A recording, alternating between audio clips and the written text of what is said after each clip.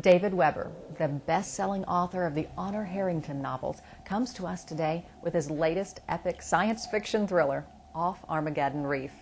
David, welcome. What's Armageddon Reef about? The survival of the human race. It's about religion. It's about how you write a book that has fantasy elements and a science fiction background. It's essentially the story of a surviving colony world of humans after all the rest of us have been wiped out, which has to renounce technology in order to avoid detection by the alien scourge. Introduce us to your main character, Merlin. When I tell people that my hero doesn't do anything until she's been dead for 750 years, it actually is an accurate statement. When Nimue wakes up 750 years after she died, unfortunately Nimue doesn't remember volunteering for this mission because the only pattern that they had recorded of her predated her decision to do this, so she has to be educated as to what's going on. But anyway, she wakes up in a male-dominated society, which she's going to have to influence. She has to assume a male persona, and so physically she becomes male as an android running around here, and she adopts the name of Merlin because she's supposed to be the educator, the sort of agent provocateur who's supposed to break this matrix. The world you've created is a fusion of the space age with medieval times. Now, how did you envision and create this world?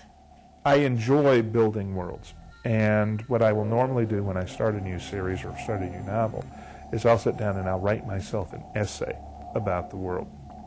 And I'll be looking at tech levels, I'll be looking at political structures, I'll be looking at philosophical structures and whatnot, and I'll have sections in the essay on all of those.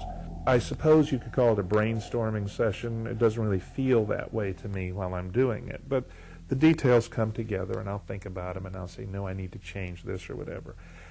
I build the matrix before I even start on the novel.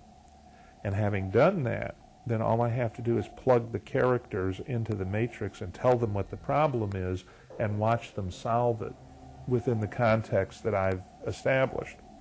And to me, that's half the enjoyment as a writer in doing the books.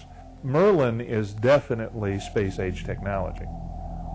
All the rest of the combat is not. And so you have this one android going through the middle here, and like I say, because of the strength and toughness and so forth, and the occasional technological goodie that she's got tucked away, you have sort of that fantasy hero, almost wizard effect. What would you say are the main themes of Off Armageddon Reef? That religion can be positive, it can be negative. Mm-hmm. It's that the human spirit, I think, ultimately is going to insist on triumphing. That you reach a point at which you have to decide what sorts of sacrifices you're willing to make for the principles and the beliefs that are dear to you. What can your fans look forward to in your upcoming novels?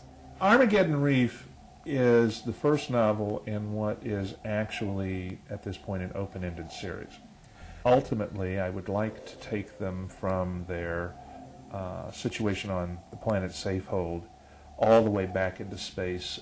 I would encourage everyone to certainly grab their copy. I would too. I am sure. But I have so enjoyed kind of getting inside your mind, and I know everyone else has. Thank you for spending time with us. I've enjoyed it too. Thank you. Hailed as David Weber's most ambitious work to date, Off Armageddon Reef touches off a science fiction saga that has been compared in scope to the works of Frank Herbert and Isaac Asimov. Don't miss this mind-blowing space opera.